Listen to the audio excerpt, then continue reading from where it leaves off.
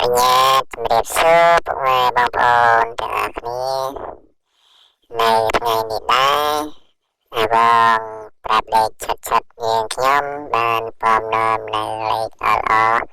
មកជូនពុកម៉ែបងប្អូនទៀតហើយតែមិនឈានដល់វីដេអូសូមទាំងបងប្អូនម្នាក់មួយជួយចុច Subscribe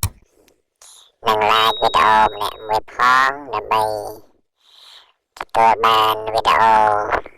ថ្មីៗជារៀងរាល់ថ្ងៃពីអវងយើងខ្ញុំកុំភ្លេចណាបងប្អូន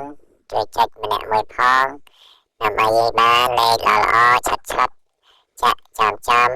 ហើយទាំងអស់គ្នាបងប្អូនតោះអញ្ចឹងចូលស្ដាប់ទាំងអស់គ្នាអវងស្នាប់ចេញអី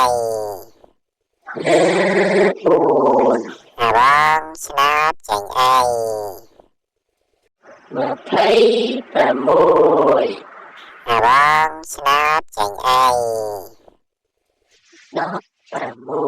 16